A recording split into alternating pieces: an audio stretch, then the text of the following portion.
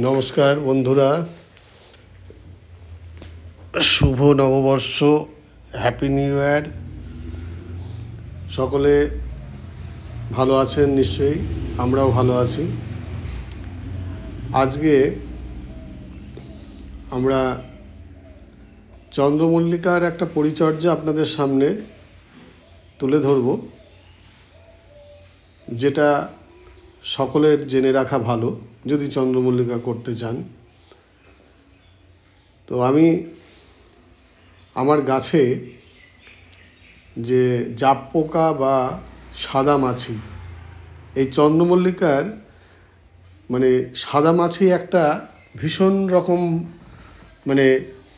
খারাপ বলতে পারেন। এই সাদা মাছিকে যদি দমন না করতে পারেন তাহলে কিন্তু চন্দ্রমল্লিকা হওয়াটা খুব মুশকিল, বানানো খুব মুশকিল। তো চন্দ্রমল্লিকার জন্যে এটা একটা পরিচর্যা, সেটা হচ্ছে এই যে কনফিডার আমি নিচ্ছি, এবং তার সাথে আমি যেটা মেশাবো সেটা হচ্ছে ওসেন আল্ট্রা। এই ওসেন আল্ট্রার সঙ্গে যদি কনফিডারটা নেবেন 1 ml 1 লিটার জলে। আমি 2 ml নিয়েছি, কারণ আমার 2 লিটার জল এই স্প্রে মেশিনে ধরে। এবং এই যে ওসেনালটা, এটাতে 15 লিটার জল হলে ভালো হয়। তো আমি এখানে অল্প করে নিচ্ছি, যাতে আমার পরিমাণ 2 লিটারের সাথে যেটুকু নেওয়ার সেইটুকু নিচ্ছি, এই দুটোকে একত্রে। আরেকটা জিনিস আছে, কিটআপ 50, সেটা আমি যদিও দিচ্ছি না এর মধ্যে আজকে, আমার কাছে যেটা ছিল। এবং আপনারা চাইলে এই কনফিডারের সাথে কিটআপ 50 মেশাতে পারেন, ওসেন দিতে পারেন, বা ওসেন এবং কিটআপ 50 যদি একসাথে দেন তাহলে কিন্তু কনফিডার না দিলেও চলে। কিন্তু কনফিডারে একটা ভালো হয়, যে কোনো ধরুন আজকে দেওয়া গেল কনফিডার এবং কিটআপ 50, আবার 7 দিন বাদে বা 5 দিন বাদে যদি কনফিডারের সঙ্গে ওসেন দেওয়া যায় তাহলে ভালো হয়। 2 বার দিলে পারে মোটামুটি সাদা মাছি পরিষ্কার হয়ে যাবে, এটুকু বলা যায়।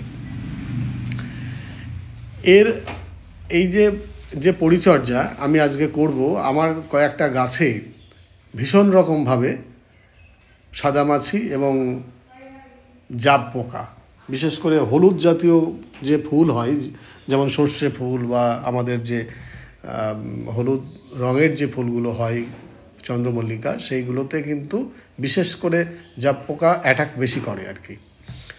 তো আমি সেই কারণে এটা একটু ডাইলুট করে নিচ্ছি, কারণ হচ্ছে ওই ওসেনটা একটু দানা দানা মতো আছে, তো একটু ডাইলুট করে নিয়ে দিলে ভালো, সম্পূর্ণ মিশে গেলে জলের সাথে সেটা স্প্রে করলে ভালো। তো আমার 2 লিটার এই স্প্রেটা, এই মেশিনটা, তো আমি কয়েকটা গাছে যেহেতু খুব বেশি আছে, আমি সেই কারণে পাশাপাশি যে গাছগুলো রয়েছে অ্যাটাক করতে পারে, তার জন্য আমি সব গাছেই দেবো আর কি আজকে। এছাড়া শুরু থেকে যদি কনফিডার এবং কাকা, এই দুটো পেস্টিসাইড যদি রাখা যায় তাহলে কিন্তু আপনার গাছ ভীষণভাবে সেফটি থাকবে এবং কোনো পোকামাকড় অ্যাটাক করতে পারবে না। এবং আমি এই কাকা এবং কনফিডার, এই দুটো সপ্তাহ বা 15 দিন বাদে প্রথম দিকে 15 দিন বাদে পরের দিকে আমি সপ্তাহে এটা 1 সপ্তাহ ওটা 1 সপ্তাহ অল্টারনেট করে আমি কিন্তু দিয়েছি, যার ফলে আমার কোনো জাপ পোকা বলুন, সাদা মাছি বলুন বা লেদা পোকা অ্যাটাক করতে পারেনি প্রথম দিকে, কিন্তু পরবর্তীতে লেদা পোকা অ্যাটাক করেছিল। লেদা পোকার জন্যে আমি আমার কয়েকটা ফুলের পাপড়ি এমন ভীষণভাবে ক্ষতিগ্রস্ত হয়েছে, যেটা না দেখালে বোঝা যাবে না। তো সেই কারণে তার প্রোটেকশন আগের থেকেই নেওয়া উচিত, যেটা আমি একটু দেরি করে ফেলেছিলাম। বেশ কিছু, অন্তত 20-25টা আমার পাপড়ি খেয়ে নিয়েছে। তো তারপরে এক একটা গাছ থেকে 5টা 7টা 10টা করে লেদা পোকা বড় পড়তে শুরু করে। আমি ওটা অ্যাপ্লাই করার পরে, আমি যেটা অ্যাপ্লাই করেছিলাম, সেটা হচ্ছে আপনার হিটলার দেওয়া যেতে পারে। হিটলার সব জায়গায় যদি না পাওয়া যায় তাহলে কিং ডক্সা দেওয়া যেতে পারে, খুবই ভালো ওষুধ এটা, দামটা একটু বেশি।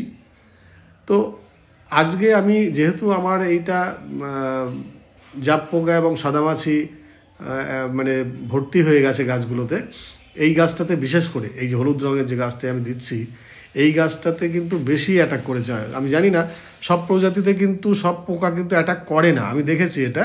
কারণ আমার 2-3 রকম প্রজাতি যেগুলো রয়েছে সেইগুলোতে কিন্তু বেশি করে লেদা পোকা অ্যাটাক করেছিল। তো এই গাছটাই যেমন বেশি করে আমার এই যে হলদে ফুল মানে যেগুলো আমাদের হয় আর কি, যেটা আমার এই যে সামনে দেখতেই পাচ্ছেন, এই সব গাছগুলোতে বিশেষ করে নজর রাখলে ভালো।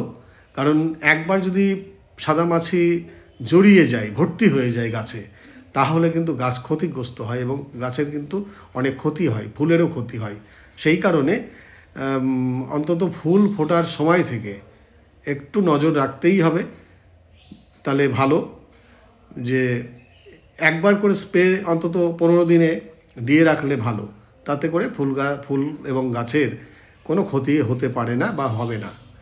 তো আমি আজকে যেমন একটা রুটিন মাফিক দিচ্ছি, কিছু গাছে হয়েছিল কিছু গাছে হয়নি, তবু আমি সব গাছগুলোতেই আমি স্প্রে করলাম আজকে। তো আজকে 1 জানুয়ারি আমি সেই প্রথম মানে দিনেই এই পরিচর্যাটা আপনাদের সামনে তুলে ধরলাম। তো আপনারাও চাইলে এইভাবে করবেন এবং তাতে নিশ্চিতভাবে বলতে পারি এই সমস্যা থেকে আপনারা গাছকে বাঁচাতে পারবেন, এটা একদম নিশ্চিত।